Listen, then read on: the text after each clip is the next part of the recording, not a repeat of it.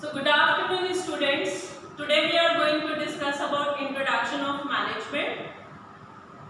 To understand the introduction of management is very important for the student of BBA, BCA and even the students for PGDM and MBA. So now we are going to discuss about what basically the management is, what are the important aspects and nature of management, why management is art and science, and even why and what are the responsibilities of a manager. So starting from introduction of management, we will be talking about what the researchers and theorists have said about management and why it is recognized as science and art both, and further what are the major skills which is required to be an effective manager. So while talking about management, to trace the history of management is very much difficult. The simple reason is it was being recognized as and when the number of organizations have increased. In that case, people start recognizing the management and it becomes the important activity, economic activity for any of the organization. So when we talk about management, it is basically what managers do and getting the job done through others people. So as a fundamental concept of management, when we ask people what do you understand by management, they say, as a layman we can say what managers does is known as management, and secondly, management is the art of getting things done through people. So doing the work in best and cheapest way is being introduced by F.W. Taylor, the father of scientific management. F.W. Taylor have introduced that an individual or as a person, we must know what we have to do and what is the right way and best way to do that particular job. So if I talk about definition shared by F.W. Taylor, it was being said, we need to know what is to be done and it must be done in best and cheapest way. Further, if I talk about Henry Fayol, he said management as a process. He said, like when we talk about management, it is a continuous process of planning, organizing, staffing, directing and controlling. So, if actually we start analyzing the definition of management, at one end we do have productive resources, which we can say man, material, machinery, methodology, market and money. And at end we want the output, which we can say the finished goods or services. So what is the process and what are the functions to get the job done? Means to say, to produce that output, and why, what we need to use as a function or a process to get that sum of output. So conversion process from input to output needs a process or a function. That function or process is called planning, organizing, staffing, directing and controlling. So here you can see the various definitions which was being said by many of the researchers and many of the management thinkers, starting from F.W. Taylor, and at last we can see the definition introduced by Mary Parker Follett.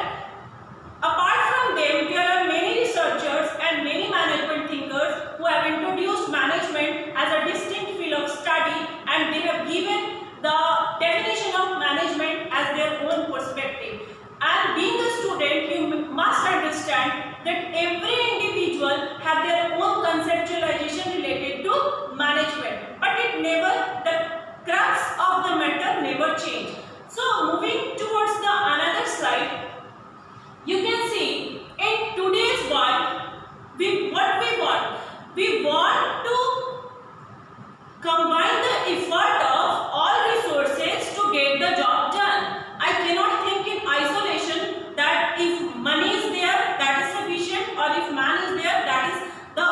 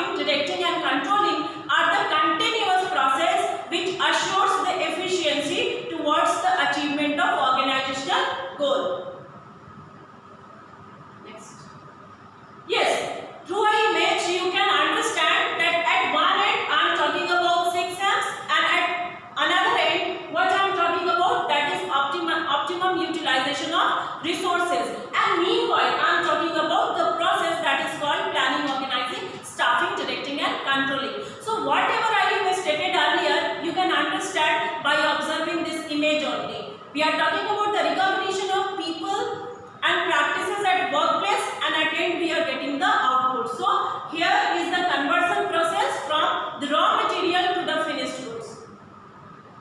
Now yes, Henry Froll have said that this process is required when we talk about organizational efficiency and can assure the achievement of organizational goal. These three matters. So being a student, you may recognize whenever I talk about management, yes, I am talking in terms of goal, I am talking in terms of structure, and I am talking in terms of people. Because these three matters.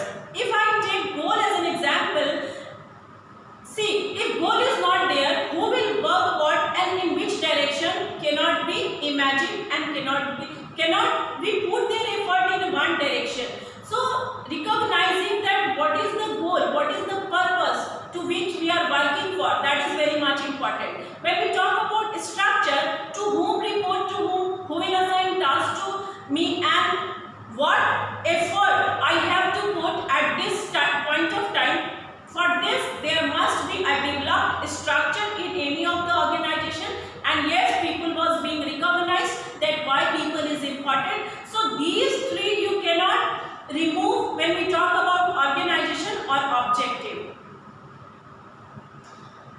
The main purpose of management is what you will do. You will reduce the wastage and you will enhance the productivity. See, when we talk about production and productivity, I will give you an example that, for example, if I have to produce 100 units of chairs, in that case, if I am not considering that how much input I am utilizing to get this sum of output, that is 100 chairs, this is we are calling about production. But when we ask about productivity, I must assure that within the given input or within the less input with the assured quality, I will produce that 100 sum of chairs. So whenever we are considering that how much input we are utilizing to get that sum of output, in that case, yes, we are talking about efficiency and we are talking about productivity, and quality must be assured. The better quality with the given input, and what we are doing, we are utilizing the resources to optimum extent, and we are reducing the wastage of resources. So this is a diagram, or can say model, which I have developed to make people understand that why management is important. So you can see like at one end I have an organization. So imagine a student that there is an organization, and at last you can say there is accomplishment of organizational objective, that is 4 point. So when I imagine an organization, you can put any name at the place of organization, and at the end you can talk about accomplishment of organizational objective. These two matters, and all process and function belongs to these two. The simple reason is I am putting my effort towards the organization, and why I am putting my effort towards the organization? The simple reason is I am putting my effort for the achievement of organizational objective. So starting from organization, I am talking about the achievement of organizational objective. So meanwhile, you are saying that I am talking about business. For business, I am considering their organization. At second point, we have productive resources. So what are the productive resources? That is man, material, machinery, methodology, market, and money. In an organization, these resources are available. So what we have to do? We have to convert these resources. We have to utilize these resources in a way that organizational objective, achievement of organizational objective can be assured. So think in a way. There are 4 points which are very much important. The first one is organization. The second one is productive resources. The third one is process or function, that how we initiate, how we are accomplishing the things, and at last achievement of organizational objective. Think that if my organization becomes successful, it means resources were utilized very well and process was also good. But if my organization fails, in that case we can say resources are not being utilized very well and the process need also improvement. So compare these 4 points when we talk about accomplishment of objective. Analyze. Imagine the broad picture, organization, resources, process and objective. But how much productively you are utilizing your resources, what process you are following to convert or to achieve the objective makes you success or makes you failure. So being a management student, you need to recognize that how you are using your resources and what process you are following to convert the or to achieve the organizational objective. So when we talk about nature of management, now we can analyze management is dynamic in nature, flexibility is required, it is an ongoing process, it is goal oriented, it is art and science too, and so many points we have been recognized when we recognize or analyze the nature of management. The most important point which we have to discuss at this point of time, that why management is said art and science. So when we see over another slide that it is mentioned that why management is art and science. Next one. So when we talk about science, it is existing and systematic body of knowledge. But we cannot say management as absolute science. The simple reason is every principle, every theory will not be applicable to every individual. So the result must be assured that how a manager performs his or her task, how he applies the principle or practices towards the people or the process. That's why management is art and science both. Yes, we do have the principles to follow. If I talk about motivation, firstly I think the Maslow need hierarchy. But when we talk about application, I as a manager cannot assure that which works on X will work on Y too. So people are distinct in nature. When human is an asset, we cannot assure that every principle and practices will work to each and every one. So in that case, we can say management is art and science both. The simple reason is applying the science is completely the art of a manager. That how he or she assures to get the things done. Next slide. Now there are three levels of management: the top, the middle and the lower. Nowadays, as modern management, we are talking about modern management, we can say lower can be incorporated with another synonyms also. But when we talk about top to bottom, you can see the top management most spend their time towards formulating the plan, procedures, instructions, and what they communicate to the middle level. Middle assures that lower level work in a way that the objective set by the top management. So all these levels work for the organization towards the organization goal. They put their time for the process, that is planning, organizing, staffing, directing and controlling. But every time their effort or their utilization and what time they are spending at what function, it all depends on their level.